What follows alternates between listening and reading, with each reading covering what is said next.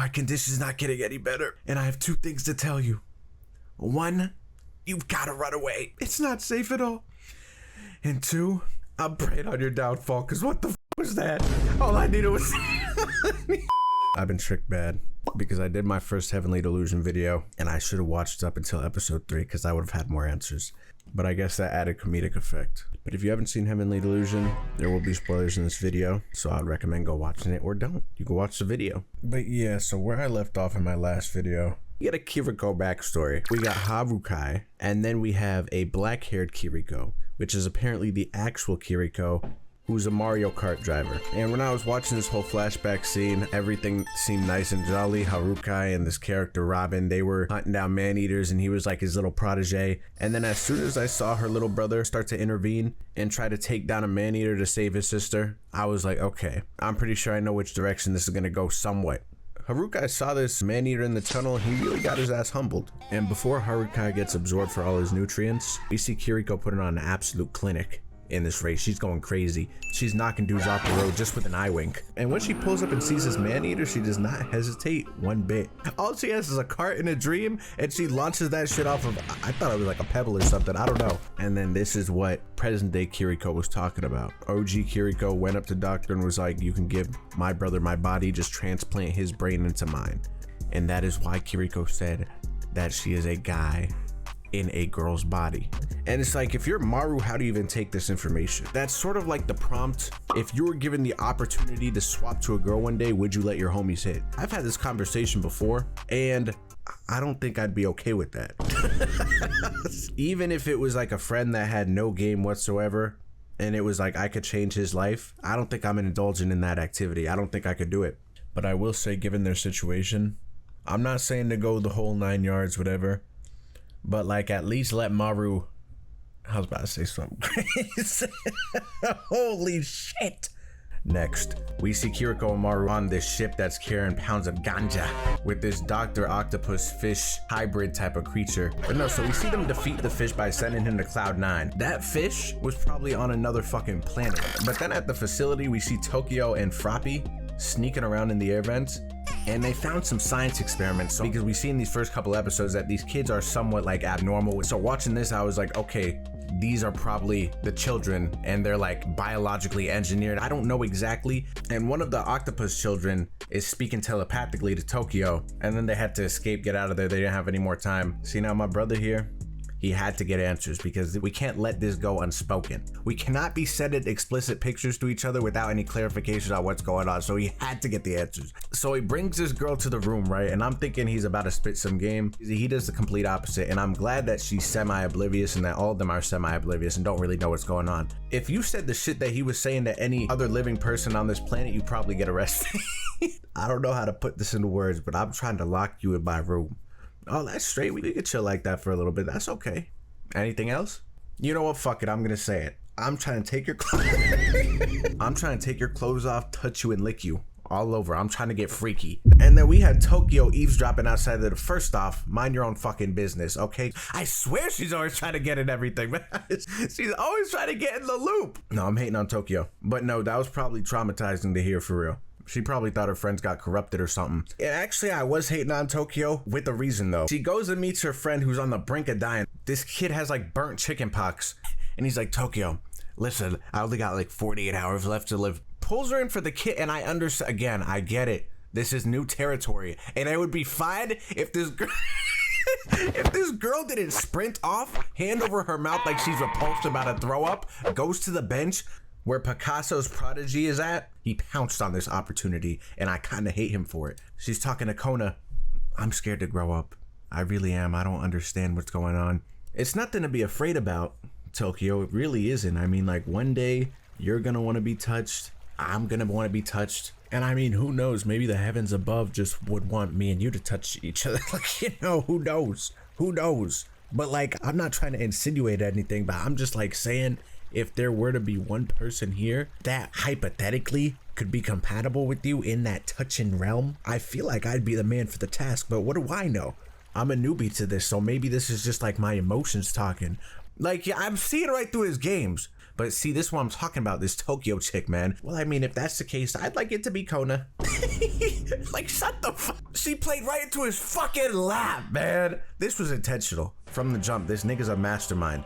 And the thing is, she murdered this kid.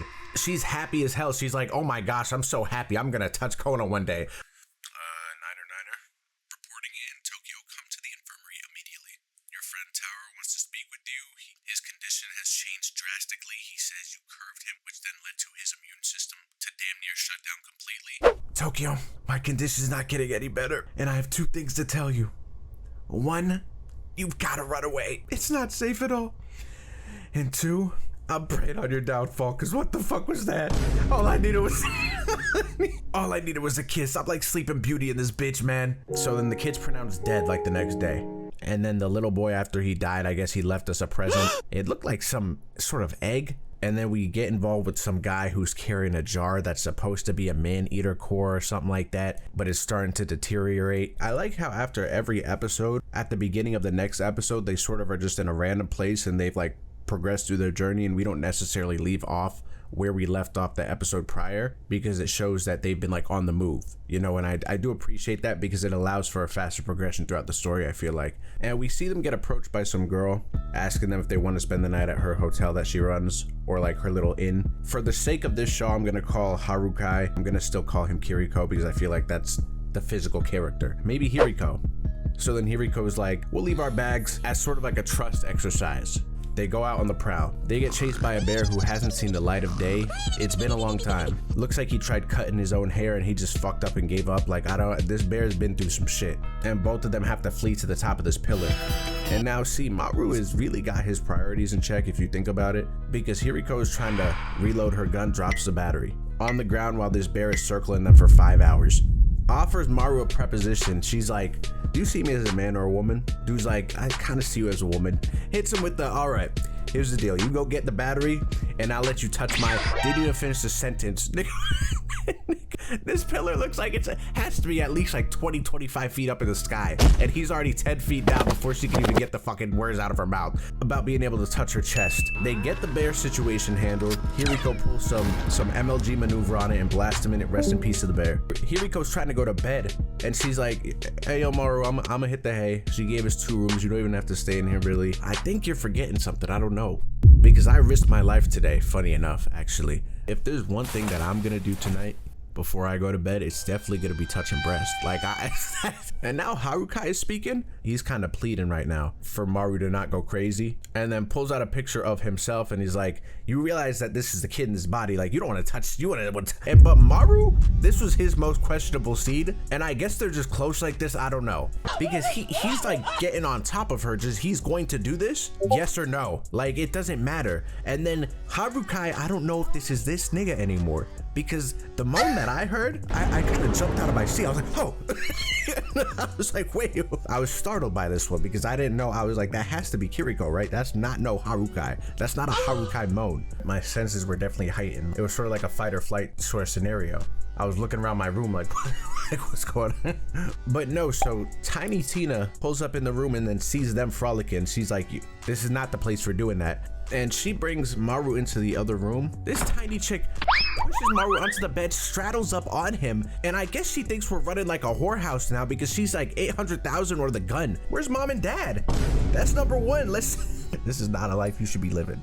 And then when we see her force his hand upon her chest, we could see that he could see into her core. And then I guess that means that she's also a man-eater. And now that I'm thinking about it, that actually applies to what I'm gonna say in a little bit about the doctor that they meet. I think I actually know who she's involved with in terms of whose child she would be. Yeah, but she starts giving them the rundown on how she's gonna be running business, and then she's like, anything that feels good makes money. I don't know that philosophy. I'm actually kind of a novice with that one. I don't know. So then she says that she's gonna fornicate with any customer that she likes, and that's why she chose Maru and went from there. In this end credit scene, the cameras seem like they were being tampered with, and we see Tokyo end up going to this kid's room, so he won. But she pulls up to him talking about how she was having like dreams earlier about seeing the only other kid at the facility that's ever died that he, I guess, had a relationship with. It was some alien looking dude. He came straight from Area 51. They're all anomalies, but he's like the anomaly to the anomaly. Yeah, but no, so these two, they go crazy. And this is against the rules. They're not supposed to be doing this at all. And now that I'm seeing this now, Tokyo, in like a couple episodes, ends up getting pregnant. But I never saw this end credit scene, so I'm thinking that she got impregnated by like the heir. And they're still on the hunt for this doctor, and they come across this organization that is trying to stop the advancement of this Dr. Nanami, to stop the advancement of his technology and what he's doing. Formed a plan for them to infiltrate his building and kill some man-eater that I guess they were keeping down in the basement. So then they get down there. Looks like, I don't know what level of the backrooms it is, but I've played it before on one of the games. And the storytelling in this show and the way they let scenes play out, it's very believable, and I like the way they do it because she starts tripping and she gets hypnotized by the shit. And all these little buggers are just popping up out of the dirt, and then they all start to attack her. We look back and Maru's getting feasted upon like some vultures. It was a scary type of scene because when they started hopping on Kiriko as well, had her in a chokehold and then started like chopping off her legs, dismembering her shit, and I was like, oh my gosh.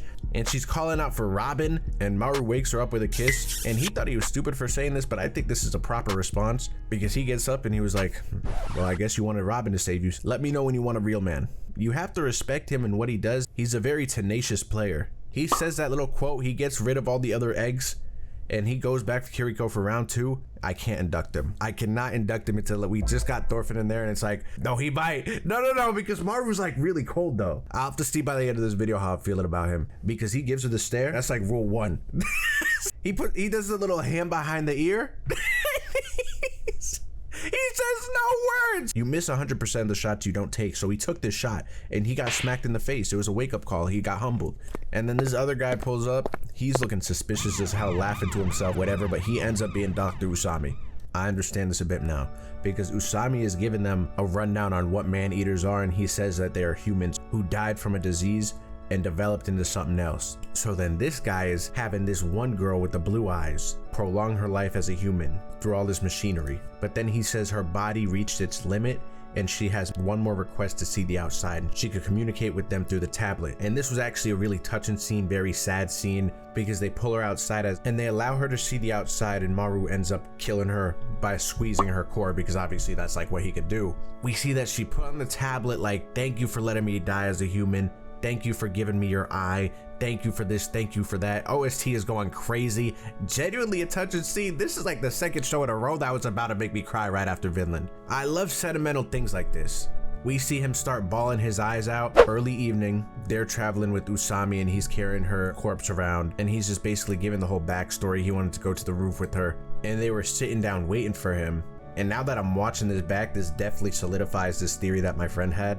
And I don't know if it was obvious, but I mean, if I was watching this first time through, I probably wouldn't even have connected the dots until maybe doing this review and like kind of rewatching it over. But he's sitting on the roof reminiscing, and he has this button in his hand that has the same logo that Kiriko's gun has, gives her a kiss on the forehead, and then kills himself. And it was very sad because Maru's also having a mental dilemma, and he's like, damn, I'm like, all my powers do is bring terror, and I'm just taking lives. Like, that's all I'm good for. But what my friend told me, he was like, if you look at the kids in the facility and you look at the doctor, who does the doctor remind you of in the facility? And I had to rewatch and go back to it, and then I see that the bowl cut kid, his characteristics are very similar to this guy, right? And then you even take it a step further, the girl is like that one chick who he liked. All these kids in the facility, it's showing the past and the present. I didn't put 2 and 2 together until he told me that. Kiriko, Maru meet this guy who looks like a bandit, and he's basically robbing them, giving them stories about his life, whatever, kind of lying, kind of not at the same time, fabricating some shit. And he's basically saying his origins are from a facility where it's only run by women, and he was viewed as a breeding pig. I mean, with the right conditions, this is definitely like ideal, 100%. But I mean, it didn't seem like the life he was living was necessarily the best. You know, he was in shackles. It was basically slavery. But he ends up having a kid with these 2 girls. They escape because I guess they want to go live happily ever after. 2 ladies get caught. They get skewered in front of the building, and he got away, and his child had to stay back. Yeah, no, it makes so much sense now watching this shit back, man. It really does. Just like sitting here talking about it. After dealing with that phony, end up going into the building, and then it's one of these facilities like the Takada Academy or something like that, which is the name of the other facility that Tokyo and these boys were at as well. And we see over there that they were having a meeting because Tokyo eventually got pregnant, as I was saying. Okay, let's get down to the nitty gritty. This is important. But Tokyo is pregnant. You're joking. Who's the father? That boy's getting freaky in that. Rotten ass kids, man. Hey yo, pipe down, vermin. It's just that this can't happen again. If we're gonna sit here and allow our kids to make babies, then I guess I could sit here and allow myself to make some cuts around here. Like, if y'all want to go from 6 figures a year to 6 pennies a year, that's fine by me. That's more money in my pocket, and then I could maybe go to Vegas or something. I don't know. But they eventually travel with this bandit to this female-only zone. And I mean, he did something that I think is a little peculiar. He walks up to Kiriko. He's like, I just need to check something really quick. It's sort of a requirement. He saw his chance and he took it.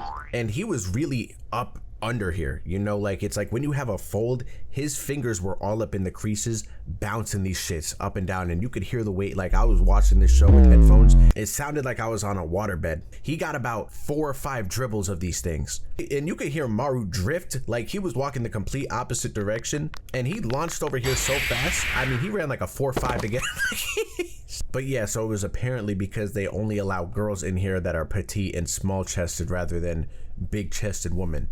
It would make sense if there were still women at the facility, but we see him dress up Maru as a girl. They go to this place vacant. There is no one here anymore. So he scammed them again. This is how you do a slideshow correctly. Because they go into this fucking building, and then out of nowhere they enter the ice cap zone, and everything starts freezing up. And it was the way they constructed this whole scene with like the ice particles in the air and the mist and everything. And we get her POV looking around, trying to map out where the fuck it is. They get a shot off. We see Kiriko go upstairs with water in her mouth to combat against the ice bubble. But the detail in this show is so fucking clean and crisp and sharp too. Like, it just looks nice. And they had her walk up to the creature, but like in a slideshow format to where it was only still frames, but they still made it look good. This is how you're supposed to do it. If we look at the Promised Neverland, that's not how you do it. That's not a good example. It's very experimental, but it just works. It just like, it fits in really well with just the feel of the show, and I loved it a lot. But right after that, we see Juichi reunited with 2 of his boys that used to be breeding pigs as well. And he's eventually reunited with his son. It's a nice little reunion. We're chilling. Everyone's hanging out, but then the man-eater attacks again, and it ends up being the kid. And see, and this is where the mystery still comes into effect for this show for me, because I don't know if this child is correlated to the spider that just attacked as well, or if there's something I'm missing. And from the end of episode 10 on, the show is now like kind of putting its like maximum effort, and like everything starts unraveling. We see that back where Juichi is after Maru and Kiriko leave, that he slaughtered one of the people there. And the reason is because when he was escaping with his 2 lady friends and his kid, he's the one that snitched on him instantly. This nigga didn't even get 5 steps out of his cell. And I don't know if we're gonna see more of him, but he took his kid, got up, stole their vehicle, and he was out of there. And it was like a cool little side story. So I mean, maybe he'll become a character again, but no. So we see Tokyo give birth, and that's a whole situation in itself. We learn that Professor X is like kind of a villain though. Her motives aren't necessary, like they don't sound that good. I think she's also trying to swap consciousness, and I think I'm sort of seeing how Kiriko is involved into all of this as well. The initial doctor was able to transfer over Harukai's memory or Harukai's brain into Kiriko's body successfully. So I think Professor X is trying to do the same thing, but just with one of these man-eater children. She's like, no, we have no government, there's no morals, the person in charge is me, and I make the rules, and I'm gonna do whatever the fuck I want to do. I don't care if that lady gives me consent or not. I am taking over her young, spry body. And another reason why I kind of know, or I'm hypothesizing that this girl is the same girl that Usami was trying to save with all the medical equipment, is because she goes up to this new girl who's wearing the Burberry shades, and she's trying to get cordial, friendly with her, takes off her glasses because she's crying, because she's upset that she's annoying the other children. And she, oh my gosh, it's literally right in front. I'm thinking about it. This girl is the same man-eater that Kiriko and Maru just dealt with in the parking garage, because she gives this girl the hypnotism jutsu shit, and then Mimi Himi is eventually able to snap out of it, and she's fine. And that's why it also connects to that Usami situation. And the storytelling in this show is so good now. Oh my gosh. And we see this robot bring them onto the swimming pool being very cryptic, but then she said, you guys will fulfill your role as Hiriko. They tell the story in such a manner to where it could be kind of difficult to interpret that if you're really not paying attention, which is something that I don't think I was doing. But then we see that Tokyo also had twins, and I don't know how that plays into it. Maybe that's Maru. Oh my gosh. See, this is what I'm talking about. I cracked the code, and I'm gonna get back to it in a second, because we see Kiriko and Maru pull up to the city, and I guess Robin kind of runs the town here. And I'm thinking, as soon as she found Robin, I had a bad feeling about his character. in the type of shit that he would be on, and I didn't know he would be on shit like this. And before we get invested into that story, we pan back over to the facility and we see that it gets bombed out of nowhere. But the shit is so bad it has grandma start running. As if she hasn't been incapacitated and disabled for this whole fucking show. She starts sprinting like she's in the combine. And then this nigga mixed up Tokyo's children. But yeah, see, Robin's a bad man, because as soon as he hit Harukai, aka Kiriko, aka Hiriko, with the, wow, it's like I'm talking to Kiriko, but it's with Harukai's expressions, I knew this nigga was gonna be on some on some demonic shit. And especially when he warmed the bath up for her. Went into the bathroom himself, personally, took her clothes out of there, and he was like, Kiriko, come in here. I'm glad I picked both of you up, handcuffs in hand. Nigga, are you the feds? What? Like, I don't even want to really like make this comedic in any way and like be and joke about it, because this was really just a bad scene. Like, it was a good scene for the show and it really showed how dark this show could get, but it was just a bad scene in general, because he's having Harukai look at himself and having Kiriko look at herself in the mirror as he's licking all up on her ear, talking about who's on the bed with me. Yeah, it's the sister you love so much. Shouldn't you save her, Harukai? Like, who does this? This was like bad. He has civilization flourishing right now, so he could get any girl he wants, probably. And it's not like he's an ugly dude, so he could probably call girls over from his little city and they would have to say yes, or he'll be like, no food for a week. And it's like, the way he approached this seemed very villainous. So it's like, did he have a vendetta against them? Did they do something to him personally? Because, you know, I mean, speaking for men here, sometimes it feels like you get taken over in these situations. Not to this extent. It's like the nine-tailed fox almost. But I mean, this is just like completely over the edge. But then we go back to the facility and we see, after whatever happened and exploded, Mimihime, I'm assuming it's Usami, and then the kid with the ponytail and the other girl see a hole in the wall and they go right for it. It's sort of like it feels like a Promised Neverland type of thing a little bit. And they go outside, and again, I feel like this really solidifies that Usami thing and that this is a past and present story, because like we see Mimihime really fixated on the sky as she was dying in real time. She was like, let me see the sky one more time. And like she fell off the cliff and he went to save her and he like sacrificed himself for her. She literally took off her button and gave it to him. So yes, this is a past and present. What am I saying? Why am I hypothesizing right now? We go back to present day Maru and we see him, he's chilling and he's like, Kiriko hasn't been back for a minute. This is kind of odd. Like, you know, one day is nice, you meet the guy of your dreams, whatever, you guys chop it up, but like 2 nights in a row without contacting, I've got to get involved. Maru pulls up to this facility, coming for Robin's neck. He throws these 2 guys off the bridge. Maru slithers through the fence and he's walking to me, and they're like, hey, what the fuck? Do you have authorization to be here? Niggas calm as hell, blitzes them. Like, he goes from like 0 to 10 in like a second, and then completely drops the first dude with 1 kick. But then the second guy actually came in he was giving Maru a nice, he threw the left dodge, but then he hit him with the right. I was like, okay, it was nice, but it really didn't matter because that right from Maru is vicious. Maru pulls up to the room. Robin's walking down the hall with some coffee, like that's gonna solve any fucking problems. You can see the rage in Maru's fucking face, dog. Maru guns straight for Robin down the hall, and Kiriko unties herself. Why didn't this happen initially? You know what I'm saying? Like, why didn't she just pull off the rope initially and try to escape? Or was she just too scared, or was she waiting for Maru? I don't know. But Maru was walking down this hall. He's not even running. Walking has Robin trembling, and he can't even put the fucking key in the hole. And this might be one of the most disrespectful beatdowns of the year. Hasn't said a word yet, hasn't even showed a facial expression. Backs him into a corner. He tries shimmying away. No, he tries shimmying his way past Maru because he's not saying one word. Maru grabs his jacket, throws him against the wall. You're not passing. Doesn't say shit. He tries passing him again. Throws him to the wall. 3rd time. Same shit. Effortless. He's asking for the one-on-one. I'm not even gonna attack you off the jump.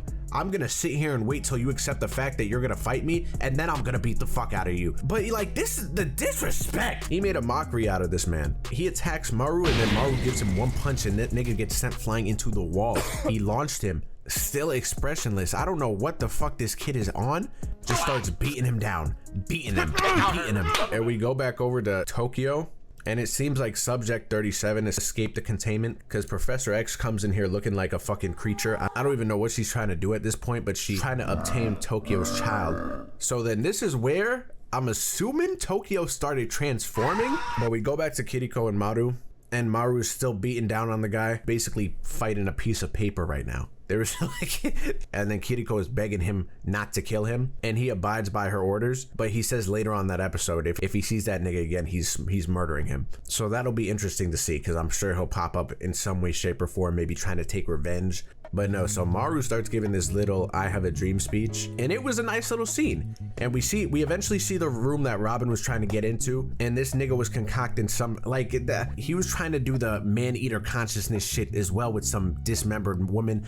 It was some wicked shit. I don't know, but this nigga, he needs to be locked up. At the very last part of the season, we see Mimihime, Usami, and then the two other children on a boat, and they're on their way to the city. And I feel like that also kind of solidifies that they were able to escape and then live their lives freely. I really don't even have the mental capacity right now to go look back and see like who is who, and if they like even showed any, like the Froppy girl, for example, when she was running on the wall in one of the episodes. That may have been a man-eater that we saw and I'd even like realize it. But I mean, I think the way that this story was told was like so fantastic. Now that I actually got the chance to like sit back and analyze the shit and just talk about it, and hearing it verbally and like hearing it come out of my mouth, I'm like, damn, this happened, this connects to this, and it makes so much sense. And it is so like complicated, but it's not at the same time. The OST for the show was great. Opening, definitely a contender. I'm not gonna say, like, I would put it in the top 5 so far for the year. And then the ending is really good too. So I would say that's a plus as well.